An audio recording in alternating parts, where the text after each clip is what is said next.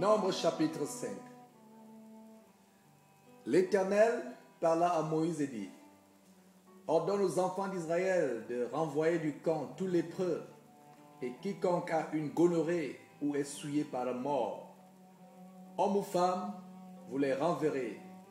Vous les renverrez hors du camp, afin qu'ils ne souillent pas le camp au milieu duquel j'ai ma demeure. Les enfants d'Israël firent ainsi, et ils les renvoyèrent hors du camp, comme l'Éternel l'avait ordonné à Moïse. Ainsi firent les enfants d'Israël. L'Éternel parla à Moïse et dit: Parle aux enfants d'Israël. Lorsqu'un homme ou une femme péchera contre son prochain en commettant une infidélité à l'égard de l'Éternel, et qu'il se sera ainsi rendu coupable, il confessera son péché et il restituera dans son entier l'objet mal acquis, en y ajoutant un cinquième. Il le remettra à celui envers qui il s'est rendu coupable. S'il n'y a personne qui ait droit à la restitution de l'objet mal acquis, cet objet revient à l'Éternel, au sacrificateur, outre le bélier expiatoire avec lequel on fera l'expiation pour le coupable. Toute offrande de choses consacrées par les enfants d'Israël appartiendra au sacrificateur à qui elles seront présentées. Les choses qu'on aura consacrées lui appartiendront. Ce qu'on lui aura remis lui appartiendra.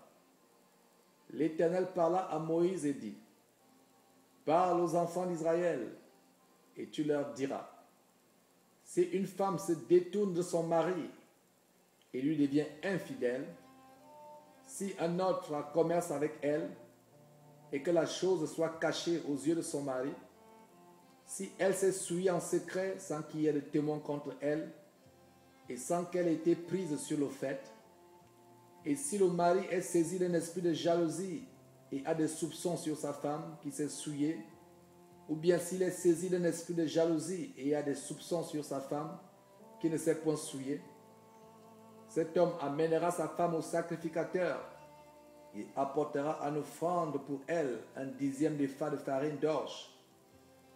Il ne répandra point d'huile et n'y mettra point d'encens, car c'est une offrande de jalousie, une offrande de souvenir qui rappelle une iniquité.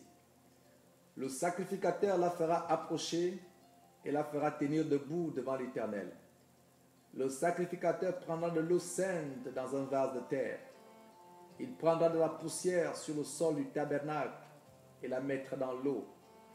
Le sacrificateur fera tenir la femme debout devant l'Éternel. Il découvrira la tête de la femme et lui posera sur les mains l'offrande de souvenir, l'offrande de jalousie. Le sacrificateur aura dans sa main les eaux amères qui apportent la malédiction. Le sacrificateur fera jurer la femme et lui dira: Si aucun homme n'a couché avec toi, et si étant sous la puissance de ton mari, tu ne t'en es point détourné pour te souiller, ces eaux amères qui apportent la malédiction ne te seront point funestes. Mais si, étant sous la puissance de son mari, tu t'en es détourné et que tu t'es souillé, et si un autre homme que ton mari a couché avec toi, et le sacrificateur fera jurer la femme avec un serment d'imprécation et lui dira: Que l'Éternel te livre à la malédiction et à l'exécration au milieu de ton peuple, en faisant dessécher ta cuisse et enfler ton ventre, et que ces eaux qui apportent la malédiction entrent dans tes entrailles pour te faire enfler le ventre et dessécher la cuisse. Et la femme dira: Amen, Amen. Le sacrificateur écrira ces imprécations dans un livre, puis les effacera avec les eaux amères. Et il fera boire à la femme les eaux amères qui apportent la malédiction, et les eaux qui apportent la malédiction entreront en elle pour produire l'amertume. Le sacrificateur prendra des mains de la femme l'offrande de jalousie. Il agitera l'offrande de côté et d'autre devant l'Éternel, et il l'offrira sur l'autel. Le sacrificateur prendra une poignée de cette offrande comme souvenir, et il la brûlera sur l'autel. C'est après cela qu'il fera boire les eaux à la femme.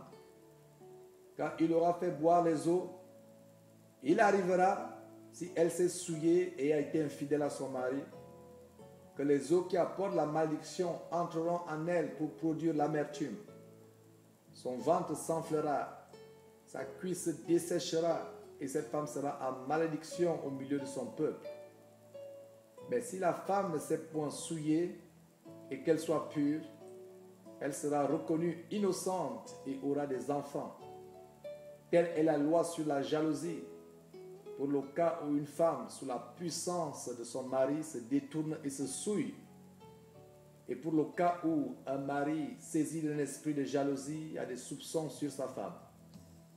Le sacrificateur la fera tenir debout devant l'Éternel et lui appliquera cette loi dans son entier. Le mari sera exempt de faute, mais la femme portera la peine de son iniquité.